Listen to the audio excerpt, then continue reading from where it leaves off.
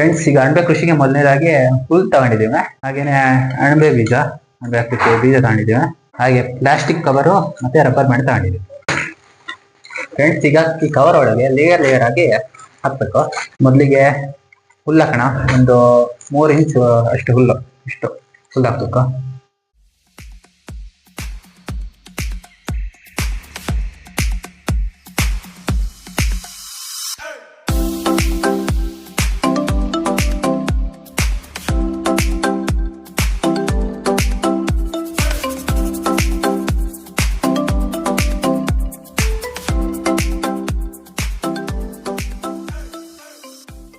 ಈಗ ಅಣಬೆ ಬೀಜ ಹಾಕೋಣ, ಮಶ್ರೂಮ್ ಸೀಡ್ಸ್ ಹಾಕೋಣ.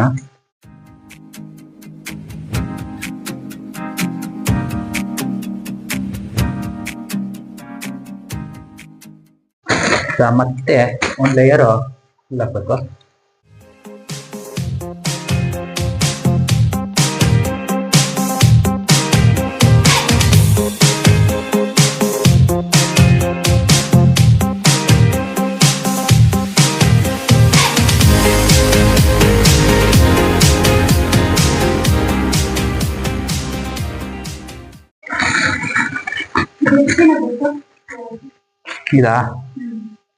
ಇದು 15-20 ದಿನ ಹಂಗೆ ಕತ್ಲೆ ರೂಮ್ಡೆಡು.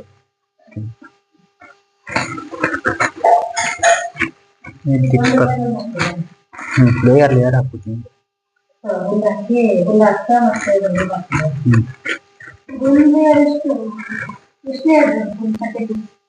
ನಾಲ್ಕೈದು ಲೇಯರ್ ಹಾಕ. ಎಷ್ಟಾಯ್ತಲ್ಲ? 2 ಆಯ್ತಲ್ಲ? ಹಾ, ಅದು ಈ 15 ದಿನ ಆದ್ಮೇಲೆ, 15-20 ದಿನ ಆದ್ಮೇಲೆ ಇಂತಲ್ಲೇ ಒಟ್ಟೊಟ್ಟೆ ಮಾಡ್ಬೇಕು. ಅವಾಗ ಅದ್ರ ಒಳಗಿಂದ ಬರುತ್ತೆ ಬರೋಬ್ಬರ ಸಣ್ಣ ಸಣ್ಣ ಹೊಟ್ಟೆ, ಇಂಟು ಮರ್ತರ.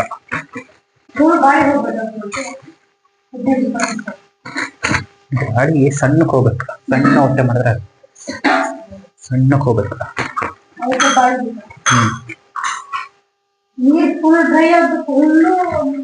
ಇಲ್ಲ, ಹಸಿ ಸ್ವಲ್ಪ ನೀರು ಇರುತ್ತೆ. ಆಮೇಲೆ ಇನ್ನು 15-20 ದಿವಸ ಆದ್ಮೇಲೆ ನೀರು. ಹಾ, ನೀರು ಹಂಗೆ ಹಾಕಂಗಿಲ್ಲ, ಸೀದಾ ಒಂದು ಇದು ಸ್ಪ್ರೇ ಬರುತ್ತಲ್ಲ ಅದ್ರ ನಿಧಾನ ತಿನ್ಸ್ಬೇಕು. ಹಂಗೆ ಹಾಕ್ರೆ ಹಾಳಾಗ.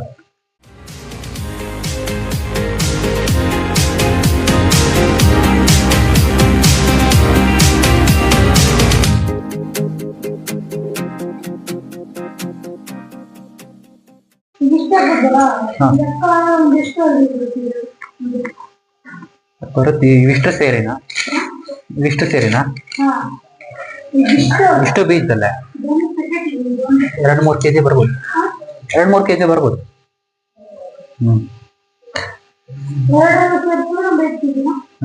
5-6 kg ಬರ್ಬೋದು. ಗೊತ್ತಿಲ್ಲ, ನೋಡ್ಬೇಕಿಂತ.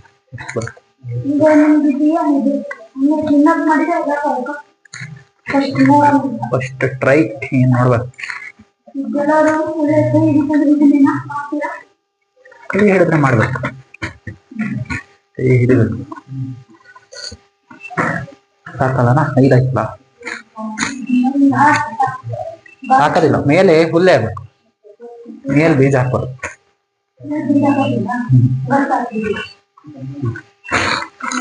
ಕರೆಕ್ಟ್ ಆಗ್ತಿದಾ? ಇದು ಬೀಜ ಮೇಲೆ ಹಾಕ್ಬಾರ್ದು, ಮೇಲೆ ಹುಲ್ಲು ಹಾಕ್ಬೇಕು. ಹುಲ್ಲೊಂದು ಲೇಯರ್ ಹಾಕಿ ರಬ್ಬರ್ ಹಾಕ.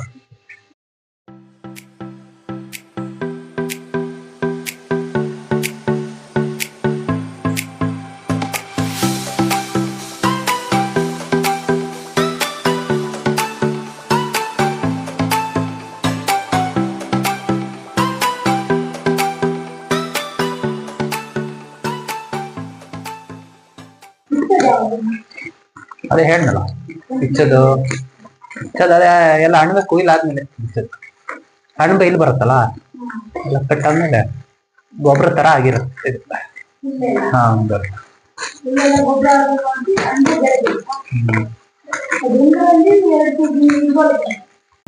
ಫ್ರೆಂಡ್ಸ್, ಈಗ ರೆಡಿ ಆಗಿದೆ ನೋಡಿ. 1 ಪ್ಯಾಕೆಟ್ ಮಾಡಿದೀನಿ. ಈ ತರ ಮಾಡ್ಬೇಕು.